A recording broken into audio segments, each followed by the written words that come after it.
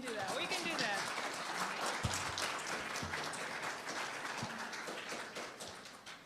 Again, welcome to our District 3 Candidate Forum, co-presented by the San Jose Downtown Association and the San Jose Chamber of Commerce and the Rotary Club. Thank you to everybody for your hard work to coordinate this forum. Good evening, everybody. Leah and I thank everyone in the audience for joining us tonight.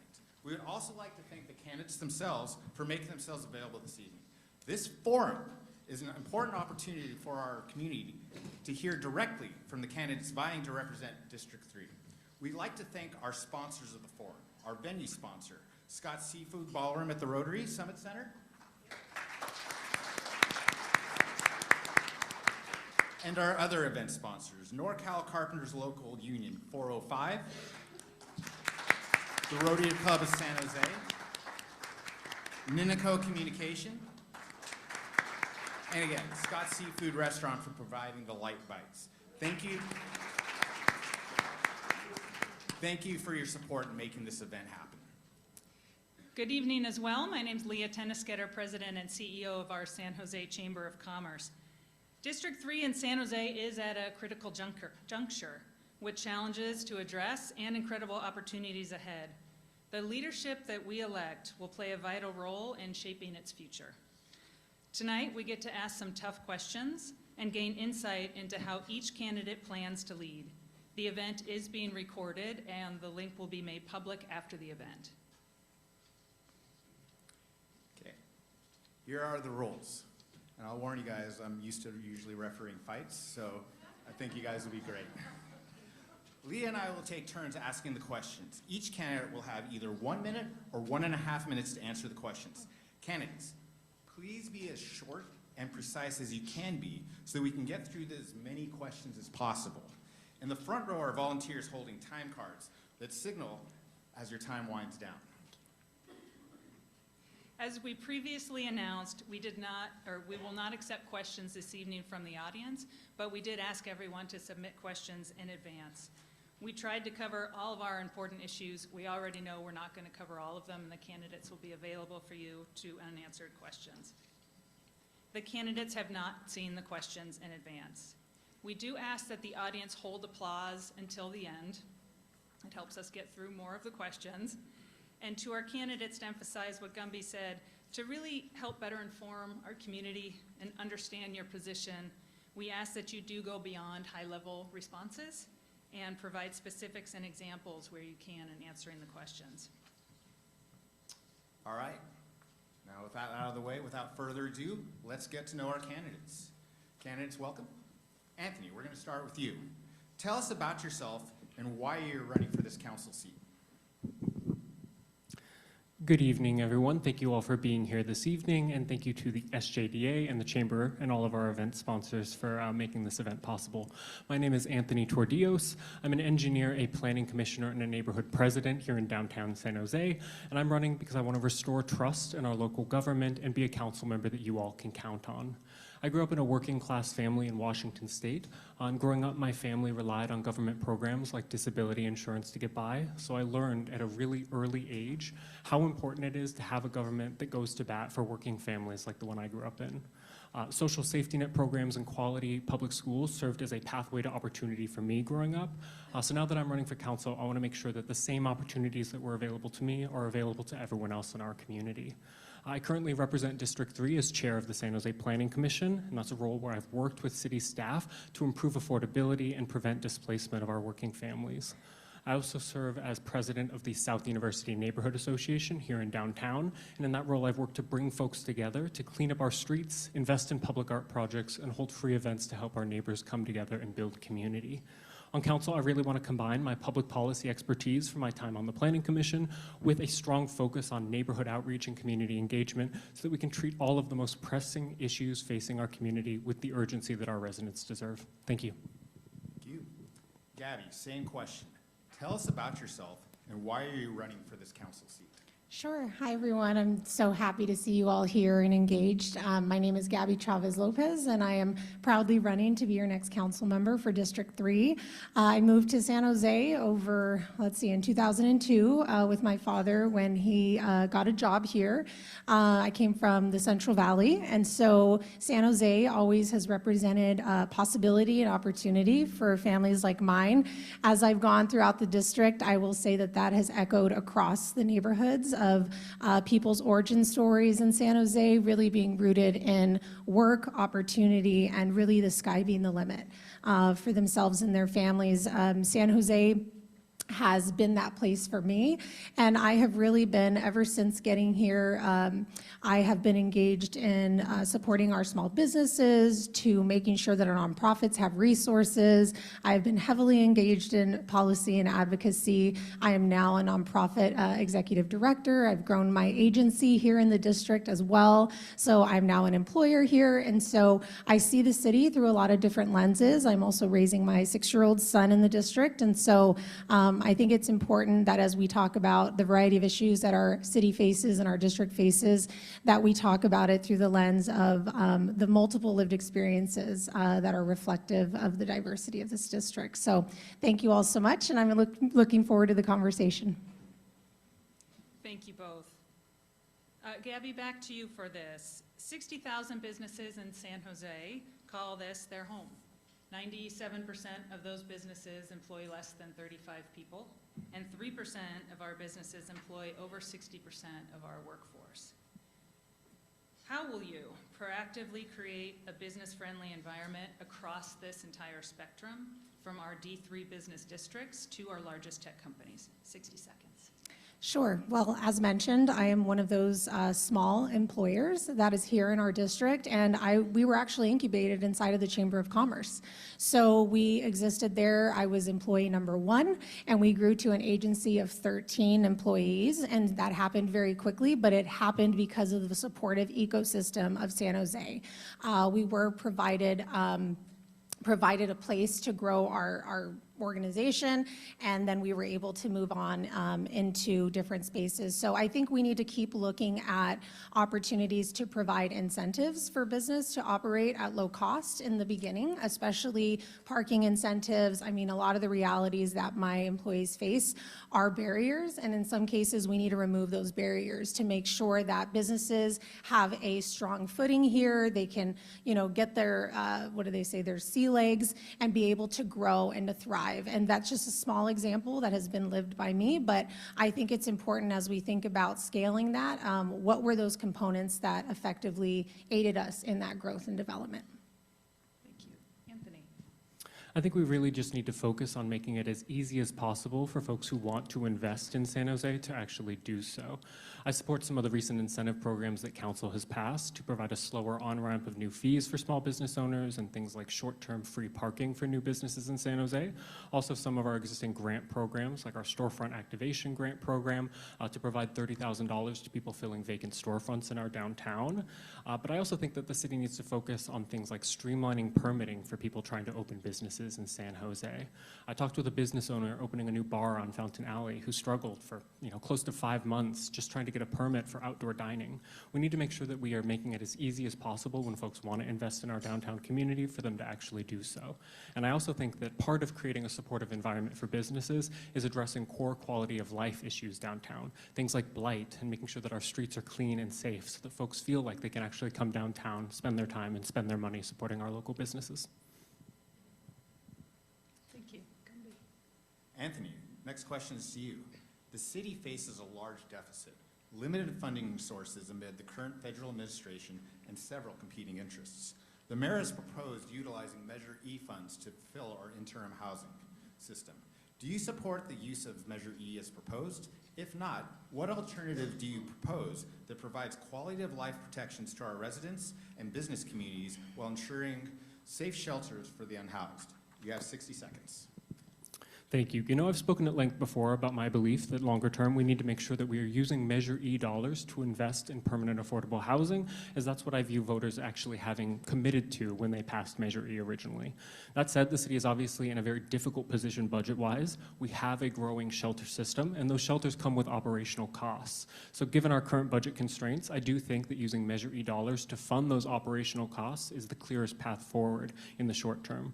Longer term, I want to focus on redevelopment and increased development density downtown and throughout the city as a means of actually growing the Measure E tax revenue, which will provide us more funding to reinvest in affordable housing down the line, and also looking for alternative funding sources for operation of our shelters, which will again free up Measure E dollars so we can get back to what we promised voters, which is that Measure E dollars would be used in investing in permanent, affordable and supportive housing. Thank you. And Gabby, the same question. The city faces a large deficit, limited funding sources amid the current federal administration, and several competing interests. The mayor has proposed utilizing Measure E funds to fulfill our interim housing system. Do you support the use of Measure E as proposed? If not, what alternative do you propose that provides quality of life protections to our residents and business community while ensuring the safe shelter for the unhoused? You also have 60 seconds. Sure. So full disclosure, I was a leader on the Measure E campaign. We actually led it as an SV at Home Action Fund project. And the voters approved it. And so for me, I am invested in the success of Measure E. This will be a decision that will be water under the bridge. Quite frankly, I try to tend to control or focus on things that I can control. So for me, I would be heavily focused on the implementation. If that decision is made prior to me getting the seat, then I think I would be making sure that we have the additional resources that we need, that we have buy-in from our county, that we can make sure that at the end of the day, it's implemented in a way that is effective and useful, because a lot of these pilots and programs, at least from the neighbors on the ground, they want to see that they work, or we were not going to be able to scale, and we're not going to be able to go back to them the next time and say, this is why we want to invest here. So I would be heavily focused on the success of implementation and making sure we find the resources wherever we can, public, private, to make sure that it's successful. Thank you. Gabby, we're starting with you. To the current budget proposal, there are two proposed policies receiving a lot of attention right now: pay for performance and responsibility to shelter. If you had to give a yes or no vote on how they are currently written today, what would your yes or no vote be, and how did you come to your viewpoint? Sure. So pay for performance, no. I have too many questions before I can provide a solid answer on that. How I came to that was I run my own agency. I think a lot about metrics, and I think a lot about outcomes for our community, because that's who we're held accountable to. I think it's a bit focused, and I think that it doesn't allow for the agility that any council person would need in their specific district to address the needs. And I think primarily I'm looking through the lens of District 3, and that we are experiencing a lot of the challenges that the city faces acutely. So you can't pull the wool over the voters' eyes in District 3 or the folks here. And so I think that for me, I think it kind of pigeonholes us into like certain priorities that are predetermined, that then incentivize kind of short-term thinking as well as not long-term sustainable solutions. So I worry about that and what the outcomes of that could be. And so I think I would need more clarity, but if I had to vote today, I would say no as it currently stands. I don't know that there's the buy-in that I would seek to make sure that, again, focusing on the implementation, I don't think that would happen. And then responsibility to shelter in its current form, I have said no, and I will say no in its current form. And again, I think that it just needs some additional buy-in as well as funding support to make sure that it's successful. If that's the way that we're going, and I would just want to make sure that we are sharing and marshaling resources in places that they're actually going to be effective and not push the problem somewhere else down the line. Thank you. Anthony. Yeah, when it comes to pay for performance, I'm inclined to support the proposal. You know, I've talked to a lot of voters in every neighborhood across District 3, and I've talked to a lot of folks who feel demoralized because every election cycle, politicians come forward with promises to solve all of the city's problems, and then they don't feel like they see results. So in my mind, this really comes back down to government accountability and making sure that we're actually making good on the promises that we make to our voters. And if we're not able to demonstrate progress on the most pressing issues facing our city, then I don't think that senior department leads or elected officials should get automatic pay raises. When it comes to responsibility to shelter, I've been clear on this multiple times before that I do not support criminalizing homelessness, and I don't think anyone in our community should be arrested just for the supposed crime of being unhoused. That said, I think we can look at the data and see that the most effective thing that we can do in the short term to make progress on unsheltered homelessness is increasing our shelter capacity. The majority of unsheltered people in our community do take the city up on offers of shelter when it is available, but even after all of the shelter beds that the city has in the pipeline are completed, we'll still have about a 3,000 bed shortage in order to offer shelter to everyone living on our streets. So if we can actually ramp up our shelter capacity and invest in programs like safe sleeping sites and safe parking sites, we can dramatically decrease the number of people living on our streets, and then we'll have a more targeted approach available to dealing with some of the service-resistant folks in our community and some of the folks struggling with chronic mental illness or addiction who may need a different approach in order to get them connected to the care that they need. Thank you. Next question is back at you, Anthony. Transportation. The BART Phase 2 to downtown San Jose and the Deer Garden Station is a critical infrastructure project for our future, but it's facing a $700 million to $1.4 billion funding gap. To close that gap, VTA may look at significant design changes, such as cut and cover construction downtown that could severely impact small businesses, residents, and the long-term health of our urban core. Given that VTA has already invested $76 million in a boring machine to avoid these disruptions and previously committed to less invasive methods, how would you advocate for downtown San Jose in these discussions? 60 seconds, please. Thank you. I've been a longtime supporter of the BART project, extending down to downtown San Jose. That said, I think that we have to learn from past experience here. And what we saw when light rail came downtown, and what we saw when we were building out our rapid bus network, is that we have to be mindful of the surface level impacts to all of our small businesses. So I don't support revisiting the design here and considering additional surface disruption. I think that would be too damaging to our local economy and all of our small businesses in downtown San Jose. And I frankly think that any rhetoric that says that redesigning the project at this phase is going to lower costs is misguided. I think that you would struggle to find any major transit project anywhere in the country that was redesigned and significantly delayed and then ended up cheaper on the other end of the process. So I think that VTA should explore more targeted elements of redesign, things like converting some of the structured parking that is planned into surface level parking, potentially shrinking the floor print of some of the stations as a means of cutting costs. But I think redesigning and relitigating the single bore versus double bore design is misguided. Gabby, same question. Sure. Well, I can talk about a little bit of what I've already done in this space and the advocacy that I've already been to VTA meetings and advocated for single bore as a member of the Downtown Association, a board member, and on the advocacy committee. This has been something that has been very important to the Downtown Association as well as many of the businesses. I am also right off of Santa Clara and 2nd Street, and so my agency would definitely be disrupted. And I think that from what I hear, I don't think that there's many wins. To revisiting, I just look at in terms of, really kind of tearing up Santa Clara Street. That is a vein of our city that is very, very important and connects so many other areas. And so I think the impacts go even beyond business. I think the impacts will be felt by residents. And I think the way we need to move forward is getting more people involved in this discussion, more people engaged in the advocacy around why this isn't good for any of us. So I will continue to support a single bore option and making sure that we can complete the project. Thank you both. Gabby, back to you. We're going to move to housing. So lack of affordable housing is business's #1 issue by our business survey last year. Okay. San Jose saw no permits pulled for multifamily market rate housing in 2024. Our members point out that large projects in particular are often delayed or derailed due to the high cost of labor, challenges in supply materials, regulatory hurdles, and of course, time lost to obtaining permitting. How would you approach each of these main challenges in order to promote construction? Sure.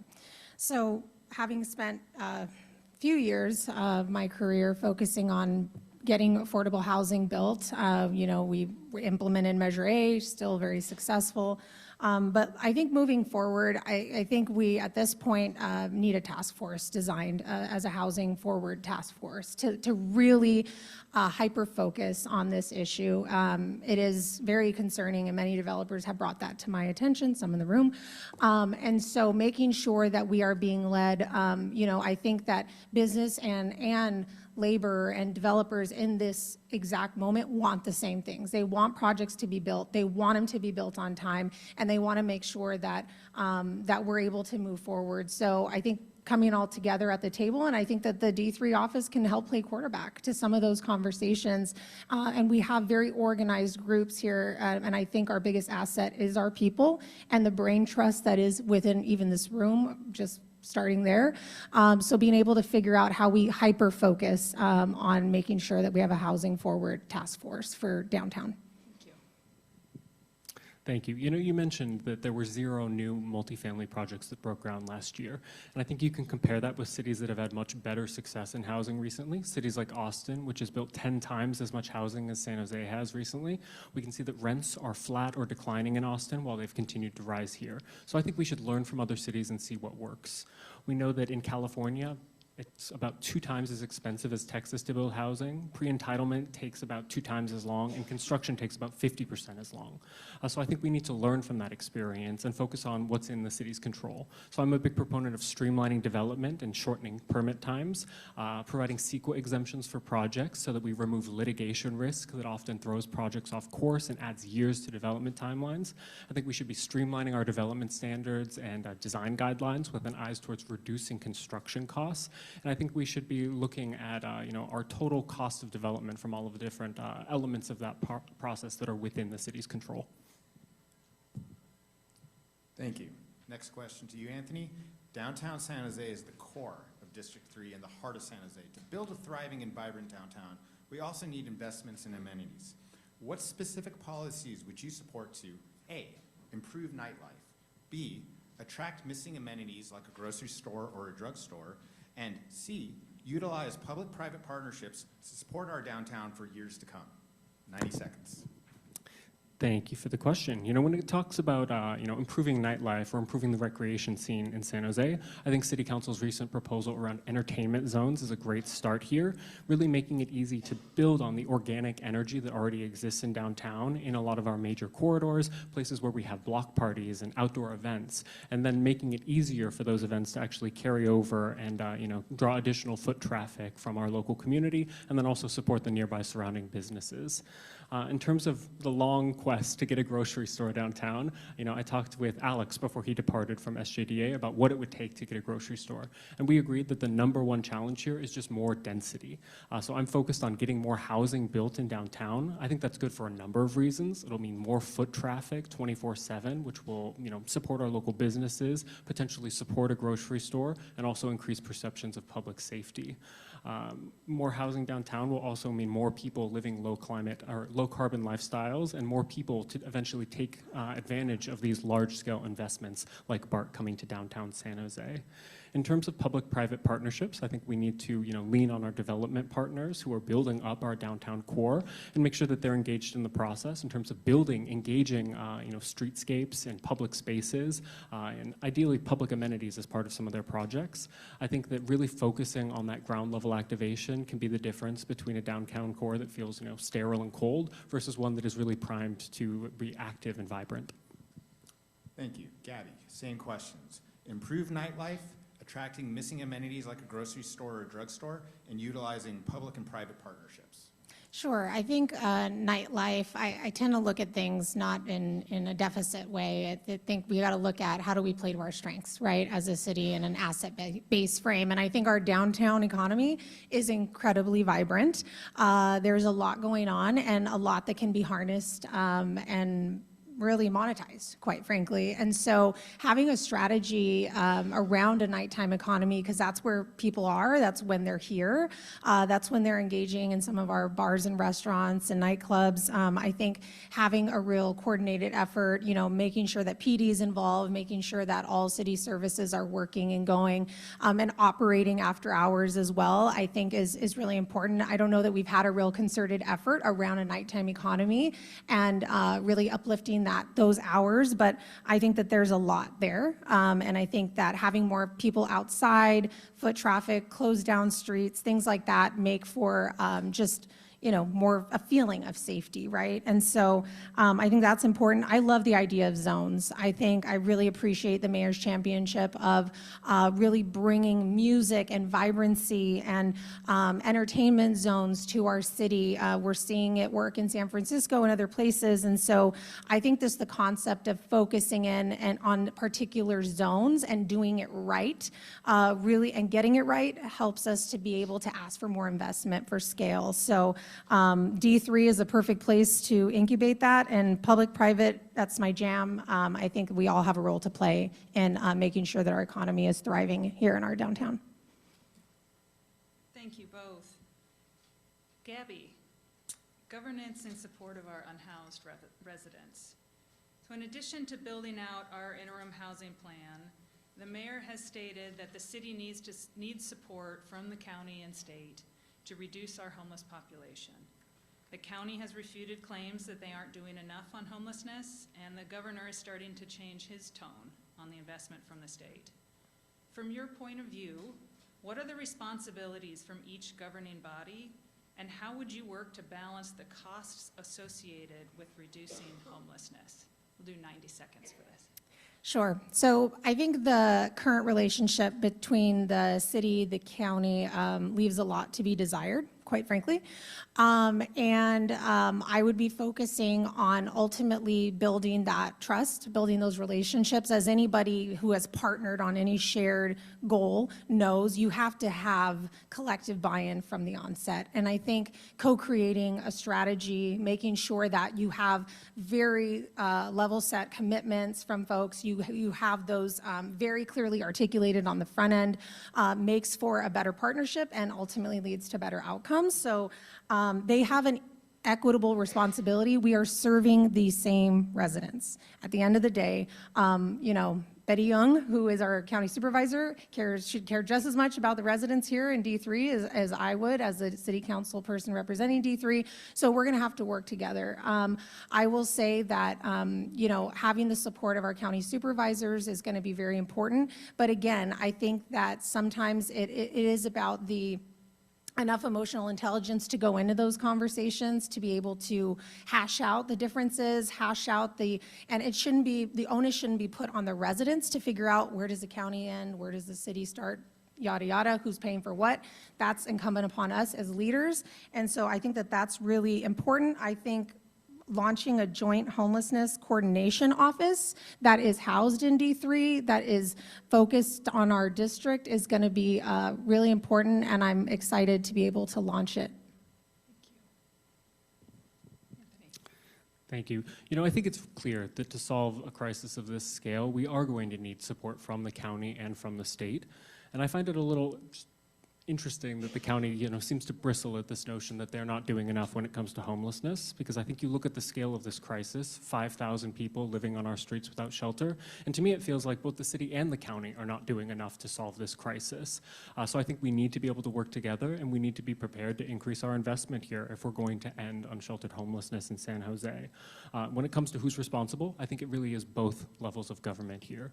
Even as the city works to invest in building out our shelter system, we're still going to be relying on our partners in the county with homelessness outreach services, homelessness prevention services. Many of the shelters that the city operates itself will still rely on county services for on-site wraparound services, case management, and connection to longer-term affordable housing and supportive housing. So we need to be able to build those collaborative relationships so that we can be as effective as possible in terms of these investments. When it comes to costs, we are going to need, frankly, new sources of investment. If we look at the cost of ending this crisis, the Housing Department put put out a report that said that just the capital costs of building out our shelter system to provide beds for everyone currently living on our streets would be about $230 million, and then there'd be about an additional $250 million a year in operational costs. So it's clear that we need to find that money somewhere, and we also need to focus on bringing down the cost of both construction and operations so that we can make those investment of public dollars as efficient as possible. Thank you. Anthony, to art and culture. The very real federal cuts are directly impacting several bedrock institutions like the Children's Discovery Museum, MACLA, the Tech Interactive, San Jose Jazz, and others. While legal teams are trying to protect these institutions, it is clear that the 3-year projection is dire. As the elected official that represents these downtown crown jewel institutions, how would you rally local support to respond to these unprecedented attacks? 60 seconds, please. Thank you. I think it really starts by reinforcing the value that arts and culture plays in our community. They obviously enhance quality of life. They make downtown a more exciting place to be, a more attractive place for investment, but they also provide direct economic impact. We can look at the data here and see that arts and cultural institutions in San Jose generate close to $300 million in economic activity every year, and they power close to 5,000 jobs. So I think spinning this narrative and explaining to folks how an investment in art and culture is an investment in quality of life for our residents, but also a direct investment in our local economy is going to be key in terms of building these relationships to get philanthropic partners, public-private partnerships, and new sources of grant revenue to invest in supporting our cultural and artistic organizations in downtown San Jose. Beyond that, I would just say that we need to be also looking to fill the gaps from the city's perspective. You know, council offices have discretionary grant budgets at their disposal, and I would look to use those to fill as many gaps as possible in our local arts and culture scene.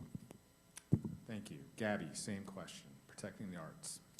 Sure, yeah. I mean, I think somebody who runs a nonprofit agency, nonprofits aren't necessarily new to budgets, you know, going up and down with different times.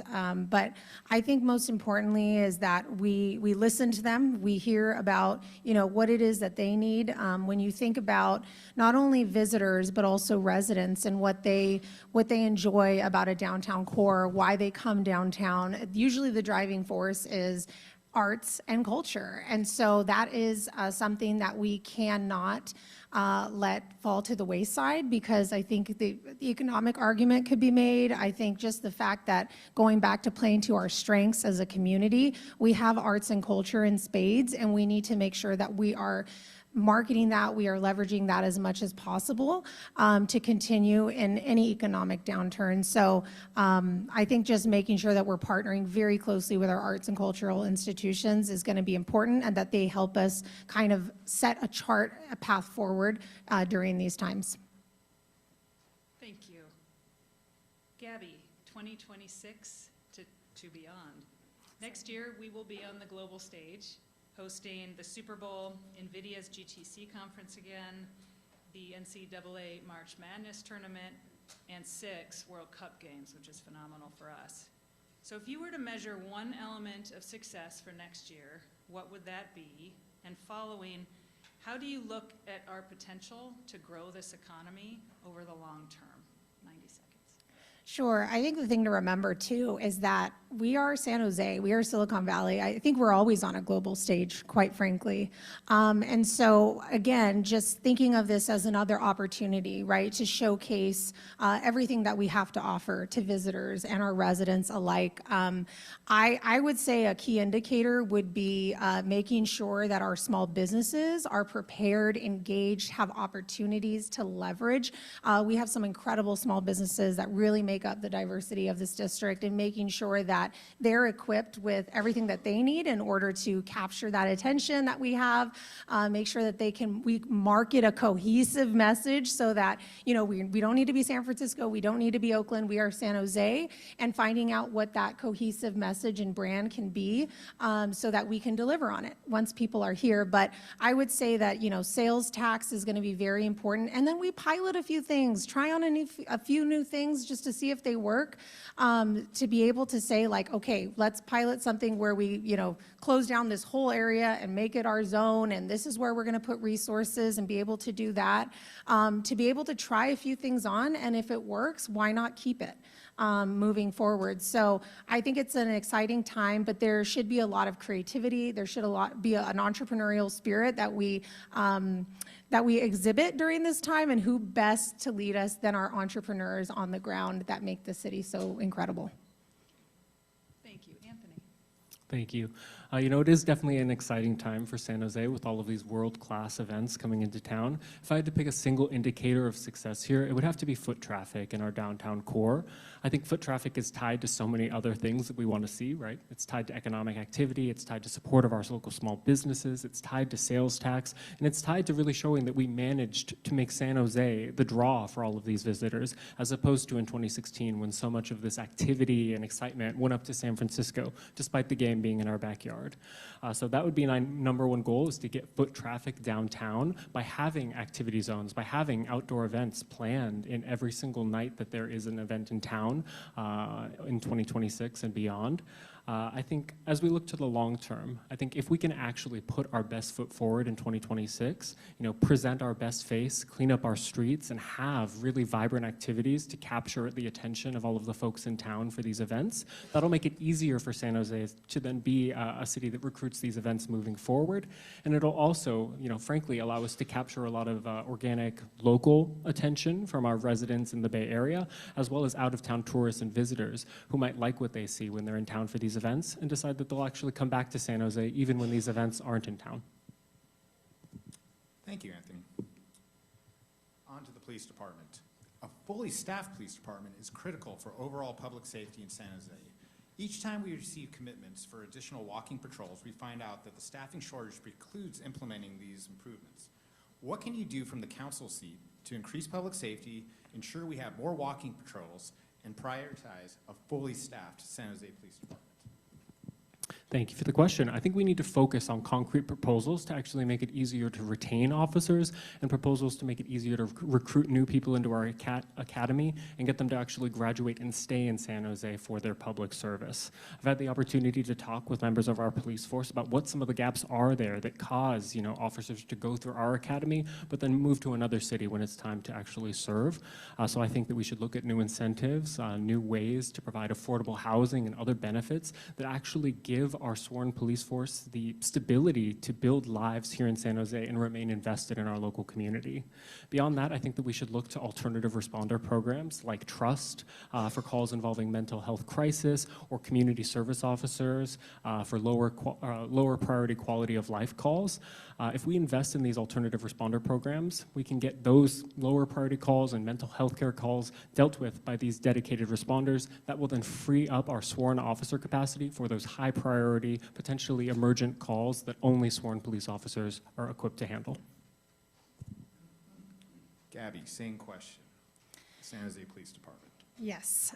So as a downtown employer and someone who's often downtown with my 6-year-old, I probably think about safety more than I should. But I really think that it does come down to being able to recruit officers and really developing a program where foot patrol is incentivized and also prioritized. And as we as a community really rally around this opportunity to bring people outdoors. I mean, I can tell you I feel safer in a situation, I just felt this way when I went to go visit San Francisco, when you see an officer on foot talking to folks, engaging with the community, than you do with like 10 police cars all on 2nd and Santa Clara. It happens every day.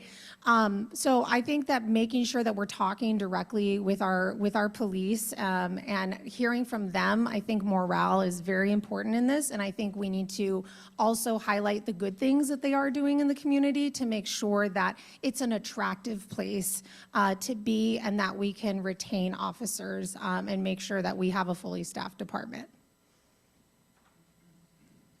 Thank you both. Gabby, San Jose has long called itself the capital of Silicon Valley since 1988. It is its own term, but in your mind, in an elevator pitch, how would you introduce San Jose to the world? What story would you tell to convey our identity, potential, and your vision for its future? As mentioned in my opening, San Jose has always been a place of opportunity and possibility. I do believe that San Jose is a place where the sky is the limit. It is a place that is incredibly rich in diversity. There is always work to do here if you're willing to put in the work. And then there's incredible opportunities for, I think, entrepreneurs to be able to build out their visions and their dreams here. And so I think the people who settle here tend to have a similar mindset in terms of a very entrepreneurial spirit. You have to work really hard to be able to stay here. And so I think that that's how I would describe it. I would hope to be able to describe it in the future as a very family-friendly city, one in which we can raise our children and our children can stay here, and that we can develop a place that is, you're proud to come from. But I will say that it is a place of innovation and rebirth, and in some ways has been a place where many people's dreams have been realized. Thank you. Anthony. I would sell us with the facts. We are the largest city in Northern California, really the heart of arts and culture in the South Bay. We are the most diverse large city anywhere in the country, and I think that diversity, means strength in our economy. It means strength in our local culture. It means strength, again, in our arts scene. So I think our diversity is our strength, and part of what makes San Jose such an incredibly special city. We are also as the capital of Silicon Valley, the center of innovation in the Bay Area, and we are really the place that is incubating all of the companies of tomorrow that are going to be inventing things that change all of our lives moving forward. And aspirationally, I also want San Jose to be the safest big city anywhere in this country, and if we're able to make progress in staffing up our police department and investing in some of these alternative responder programs, I know that we can once again be the safest big city in the United States. Thank you. And now we're going to move on to the audience questions. These were submitted online from the attendees. So the first question from there. If elected, what will be, Anthony, if elected, what will be your first step to boost businesses in downtown San Jose and make sure that it gets implemented in the next 30 days? 60 seconds. Thank you. I think it would really just start with sitting down with our local business community. I've had the opportunity in this campaign to sit down with a number of business owners already, and you hear fairly unique situations. I've talked to folks who own restaurants, in our nightlife district, who've said it's really difficult when we have crowds out and about, on a Saturday night, and then we're expected to open for brunch service at 9 a.m. the next morning, and Groundworks hasn't had an opportunity to clean up the streets. So I think it starts by just engaging with all of our small business owners, learning about what the challenges that they're currently facing are, and then bringing that feedback back to the city, and hopefully then creating a task force to address all of these quality of life issues and speed bumps in the process that are making it difficult, unnecessarily so, for our small business community to thrive here in downtown. Gabby, same question. What would you do as your first step, if elected, to boost business in downtown San Jose and make sure it gets implemented within 30 days? Sure. Well, I think I have a head start because I've been heavily engaged with our business community for now, 5 years? And so I think that at the end of the day, I think a lot of what I've learned is that you tend to build trust and relationships by getting to work. So activator is my number one trait. I think I would be laser focused on a strategy and a plan around 2026, at least having, this kind of guiding star, this, focal point to be able to really work toward. And I think we're going to learn a lot along the way, making sure that we're engaging the Downtown Association, making sure that we're engaging the chamber in those conversations, but most importantly, our business districts and, hosting a summit of sorts, thinking about the opportunities that exist, because sometimes that communication isn't always had. And so I haven't heard from the new sports guy, I don't want to call him, well, he is a czar, I guess, I don't know, sports guy, who's heading up all the 2026 events, but I think he needs to be involved in those conversations as well, and we'll build those relationships and get to work. Perfect, thank you. This one near and dear to my heart as a resident of Japantown. District 3 includes not only our bid here, but Japantown, Calle Willow, and portions of East San Jose in terms of business districts. This is an audience question. So yet I constantly hear that D3 is the downtown district. How will you change that and rebrand the District 3 council member seat? Well, you could start by saying, I'm the District 3 council member. I think that sometimes our words communicate a lot of things. And so I've been very intentional about that as well as I'm out there talking to community members. I think also making sure that we're building the leadership capacity of our business districts and corridors. Many of those positions are all volunteer, and as somebody who ran an all-volunteer organization, I know how tough that is. And so I think just really supporting the leadership and the organic leadership that's happening in our business corridors. I'm seeing a lot of it in SoFa, I'm seeing it in Japantown, but really supporting those leaders because they're doing it because they care, and they're doing it, and I think that they know the way, and making sure that they're getting just as much love as any core city business district.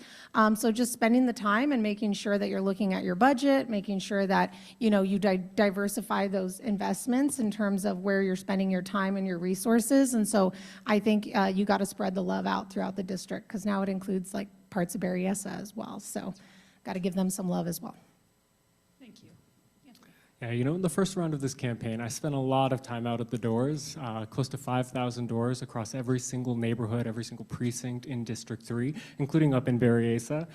So I think that my approach here would be focusing on engaging with our neighborhoods all across the district, making sure that we are investing in our neighborhoods here in District 3, strengthening our neighborhood associations, and strengthening the connection between our neighborhood associations and City Hall.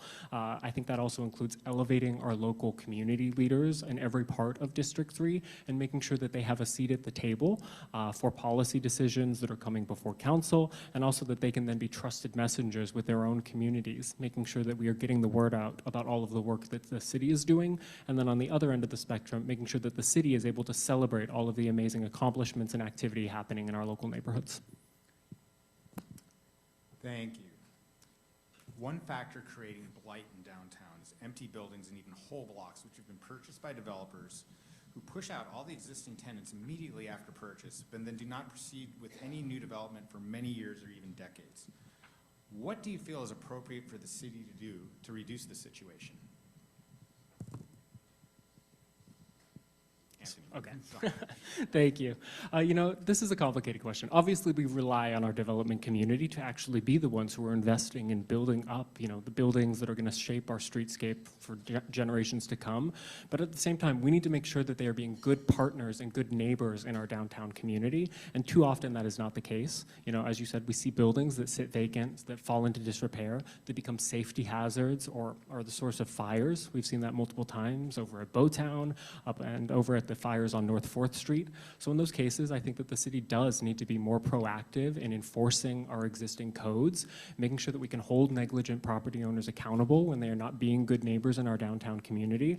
And in extreme cases, as we've seen unfortunately like at St. James Park, we need to be prepared to take more aggressive steps like pursuing receiverships when there are negligent property owners that are not being responsive to city outreach efforts, so that we can get those properties turned over to new owners who will then be good partners and investors in our city. Thank you. Gabby, same question. Yeah, so I think the reality is, I was reading an article today that the MERC put out about just the office vacancy rate in San Jose being the highest in the Bay Area. We're at 30% of vacancy. And so one thing that I will give a shout out to the mayor's office in really convening a group of folks from the city department to really identify priority vacancies. And I love, because what isn't measured isn't met, and I love that it's measured and it's prioritized, and you really have code enforcement sitting with DOT, sitting with economic development, sitting with the mayor's office. The D3 office is represented as well, but I think that coordination is going to be really key in prioritizing and kind of checking the box each time each property is dealt with. And so I like what I'm seeing in terms of breaking silos, in terms of bringing people together and making sure that property owners have a voice at the table, and that they're able to share, what barriers and things that they're facing. So I think being able to do more of that, and I see some people that are in those meetings. So looking forward to seeing you there. Thank you both. The city is currently reviewing applications for a new Director of Economic Development and Cultural Affairs you were speaking to. What are the key abilities and experience you feel are the most important for this critical role?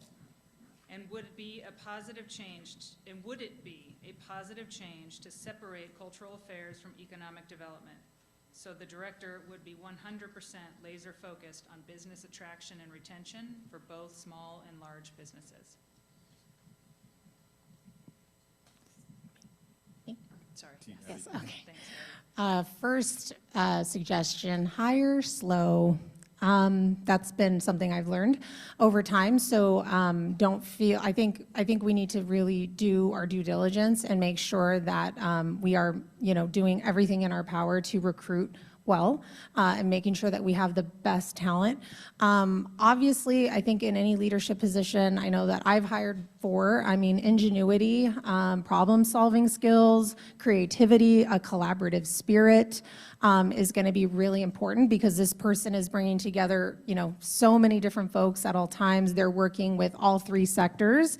And so making sure that they have a proven track record in being able to deliver, being able to grow economies, being able to, work well with others, I think is a very key, important skill. And that they care deeply about the city of San Jose. I often say people don't care how much you know until they know how much you care. And so that would need to be proven to me if I would be in support of anyone, is that they care deeply about this community and its success. I really do think that this vacancy provides the city with a lot of opportunity. I think that new blood, new ideas, outside perspectives are really valuable in any organization. So I'm excited by the opportunity posed by this vacancy. I would say that we should look at the challenges that are facing our city, getting more businesses in downtown, encouraging jobs growth, growing our economy, building more housing downtown. And we should prioritize candidates who've actually demonstrated progress on those exact same challenges in whatever city they were previously working in. And then hopefully we can leverage some of the expertise that they've built up in their previous roles and apply those lessons here in San Jose. When it comes to the question of separating the offices, I'm definitely open to the idea. I think if you look at economic development and cultural affairs, feels like it oftentimes is somewhat distinct roles.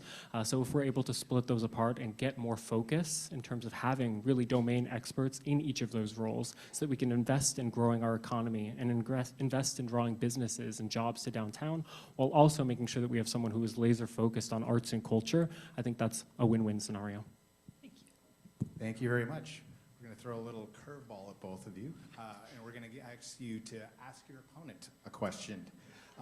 And while we'll give you a couple seconds to think about that, I want to thank both of you so far for having a very great discussion right now. You're both very articulate. You'll both be excellent candidates, or you both have been excellent candidates.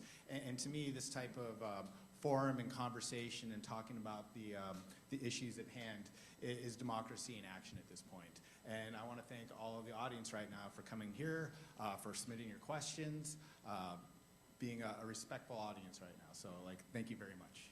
And I've stalled a little bit right now, so hopefully I gave you your chance, Anthony. So if you want to ask Gabby a question. Sure, I would just say, what is the most surprising thing that you've learned throughout this whole process over the past few months? Surprising. Well, I was given advice don't be surprised to be surprised. And so I've definitely leaned into that. But I guess the most surprising thing is quite frankly, the diversity of thought, perspective, just lived experience, background, just in one district. It's just blows my mind, just the vast just variety of conversations that I've had, and how challenging, right, it is for any person who's representing District 3 to really meld all of those things together and deliver, right, to a community that has so many different expectations for their council person. And so you can never judge a book by its cover. That's definitely something else that I've learned, but it's been really, I think, a joy and a privilege, and that's been really what's been the best part too about the campaign as well, has been the people that I've met along the way, and you never forget it. Yeah. All right, now Gabby, I'll give you your chance to ask Anthony a question now. Okay, so I guess in terms of when you look at the job description of a city council person, what part most excites you? Hard to pick just one.